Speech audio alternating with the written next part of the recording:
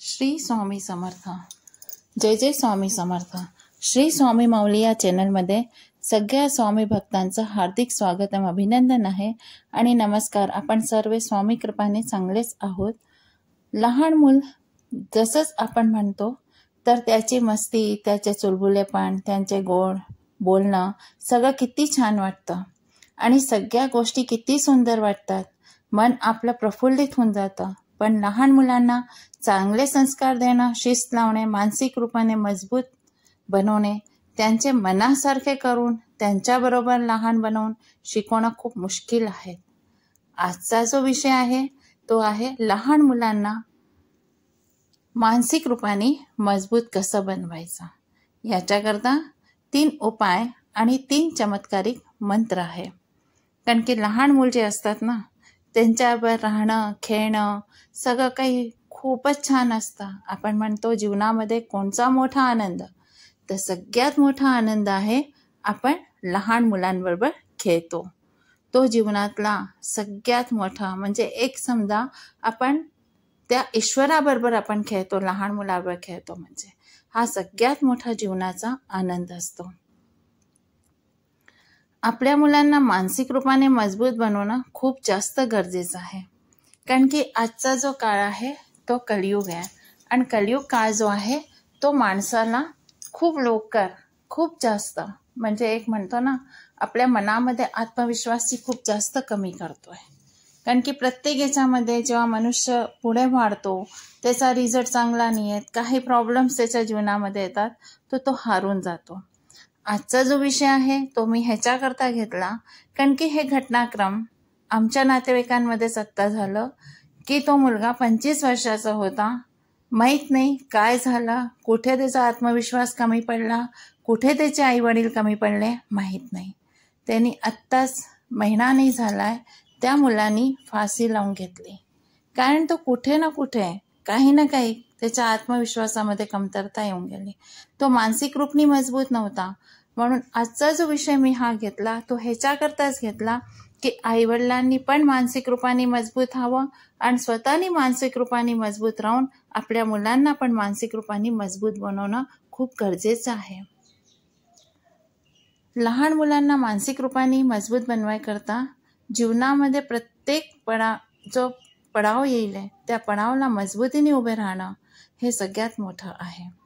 तर आजचे जे 3 उपाय आहे ते 3 उपायामधून पहिला उपाय नाही म्हणू शकत, हे जीवनाची सगळ्यात जास्त आवश्यकता आहे. ते आहे सगळ्यात मोठं म्हणजे आत्मअनुशासन. जर मुलांमध्ये आत्मअनुशासन येऊन गेलं ना तर सगळ्यात मोठी गोष्ट होऊन गेली. लहान मुलांना अनुशासन काय असतं, आपल्या जीवनामध्ये अनुशासन का आवश्यक आहे हे जरूर सांगावे. त्यांना सांगावे की अनुशासन जीवनाचा एक अहम भाग आहे. आपल्या मुलांना दुसऱ्यांच्या मुलांपेक्षा जास्त चांगलं बनवण्याचा ऐवजी आपल्या मुलांमध्ये जे गुण आहे त्यांना आपण विकसित करावं, त्या गुणांना आपण पर द्यावं, तर ते सगळ्यात जास्त चांगलं राहिलं. आपल्या मुलांबरोबर राहून त्यांना लक्ष्यप्राप्तीमध्ये त्यांची सहायता करावी हा सगळ्यात मोठा एक आईवडिलांचं कर्तव्य आहे. म्हणून हे मानून मुलांमध्ये स्व अनुशासन, संस्कार आणि शिस्त लावणं खूप जास्त गरजेचं आहे. जीवनाच्या संकटाला समोर उभं राहण्याची क्षमता त्याच्यामध्ये तयार करणं खूप जास्त गरजेचं आहे. ज्या मुलांना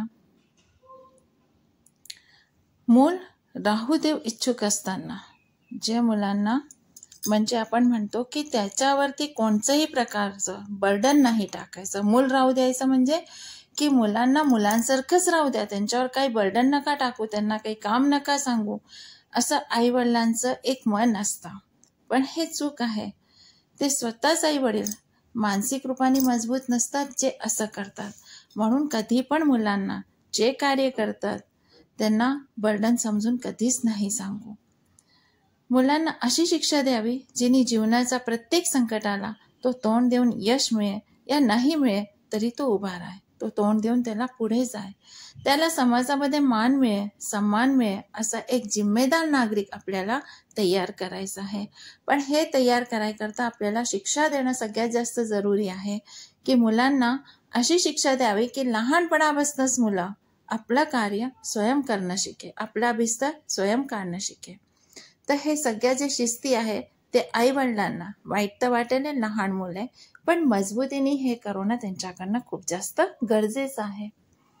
तिसरी जी गोष्ट आहे, जे आईवडील मानसिक रूपाने मजबूत असतील ते कधीच मुलांना चूक करताना थांबवत नाही. हे आश्चर्य वाटतं ना की मुलांना चुका करू द्या, कारण की जे छोट्या छोट्या चुका मुलं करतात ते मुलं त्यांना शिकवण देऊन जातात, त्या मुलांना शिकवण देऊन जातात छोट्या छोट्या चुका.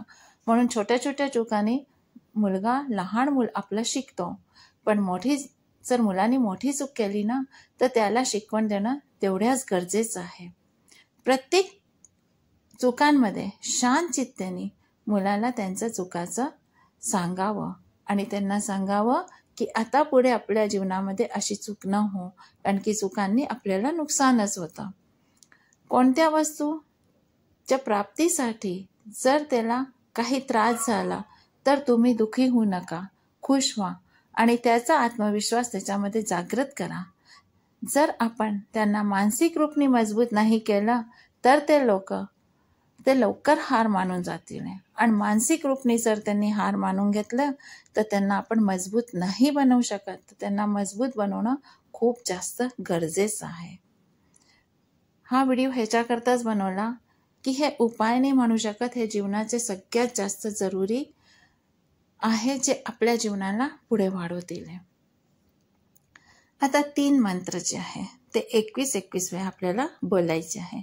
पहिला जो मंत्र आहे तो सगळ्यांनाच माहिती आहे, श्री स्वामी समर्थ, जे आपल्याला विश्वास, शक्ती, आपल्या जीवनामध्ये लक्ष्य प्राप्ती करवणारे आपल्यावर आहे आपले गुरु श्री स्वामी समर्थ. तर हा सगळ्यात मोठा मंत्र आहे श्री स्वामी समर्थ. दुसरा जो मंत्र आहे तो गायत्री मंत्र आहे. हे तिन्ही महामंत्र आहे स्वामींचा. गायत्री महामंत्र, ओम भूर्भुवः स्वः तत्सवितुर्वरेण्यं भर्गो देवस्य धीमहि धियो यो नः प्रचोदयात्. दुसरा जो मंत्र आहे महामृत्युंजय जप आहे, ओम त्र्यंबकं यजामहे सुगंधिं पुष्टिवर्धनम् उर्वारुकमेव बंधनान् मृत्युर्मुक्षीमामृतात्. हा पण खूप मोठा मंत्र आहे. तर हे 3 जे मंत्र आहे हे सगळ्यात मोठे मंत्र आहे. हे तिन्ही मंत्रांनी आपल्याला दिव्यशक्ती मिळते, मुलांची रक्षा होती आणि त्यांच्यामध्ये आत्मविश्वास आणि मनोबल वाढतं. कधी जीवनात असफल झाले तरी ते हिंमत कधीच हारत नाही. म्हणून मुलांना मानसिक रूपाने मजबूत करा, हे सगळ्यात मोठं गरजेचं आहे. ते जीवनामध्ये कधी हिंमत न हारे हे त्यांना शिकवण देणं पण सगळ्यात गरजेचं आहे. म्हणून हे जे मी आपल्याला 3 उपाय आम्ही चमत्कारिक मंत्र सांगितलं हे आपण जरूर